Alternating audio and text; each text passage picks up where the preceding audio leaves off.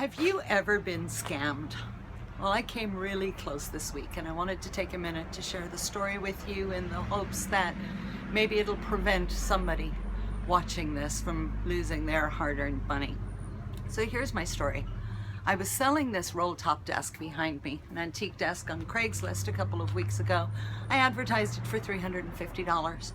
A couple of days later, I get an email from a gentleman in Florida who was interested in the desk and wanted it shipped there. So he told me he was going to send me the money for the desk, and as soon as the check cleared, then I should let him know it had cleared and he could arrange for the shippers to come out. So a couple of days later, I get a priority mail envelope with a check in it, a cashier's check made out to me for $1,750. I hope you guys can see this. Looks legitimate. It's got my name on it, drawn on Bank of America. So my dad, the eternal pragmatist, used to always warn us that if it looks too good to be true, then it probably is.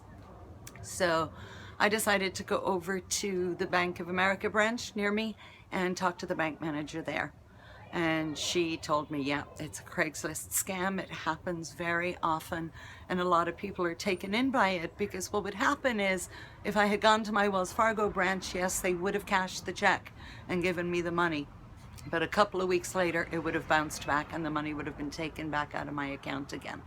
In the meantime, I would have paid the shippers when they came to pick up the desk, and I would have lost $1,400. So easy to be hoodwinked and taken in by something like this. In Ireland, there's a saying, "Ní mar shíltear bhítear." Things are not always as they seem, so be careful. I'm sure many of you, like me, have received those phone calls from the IRS, Criminal Investigation Department, wanting us to verify information. Or maybe it was a call from the fraud department at your bank, wanting you to verify your credit card information so that they could check if fraud was going on. Sometimes it seems legitimate. And it really makes me crazy when I see a lot of these scams being targeted at older people who are, of course, the most vulnerable. The bank manager told me about Mr. Willis. Mr. Willis had received notification that he won a lottery in Canada, and all this money was coming to him. He just needed to send money, wire money, to a bank in Canada to pay the taxes so that the check for the lottery winnings could be sent to him. The man cleared out his bank account, his Social Security checks, and sent that money off. And the bank manager had to call Mr. Willis's son in Phoenix and have him come out to try and convince him that he was being a victim of a scam. You can't win a lottery that you haven't entered. So I encourage each of you over the next couple of days, take a look at your bank account statements. Take a look at your credit card statements. It's those small charges on there, those charges for 50 cents, for 25 cents, to watch out for.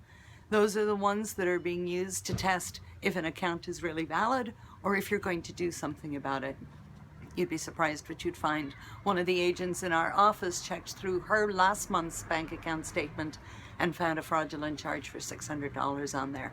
The bank got it reversed straight away, but if she hadn't checked, she wouldn't have seen it. So do yourself a favor, check it out over the next couple of days. Good luck. Hopefully this helps someone. Bye-bye.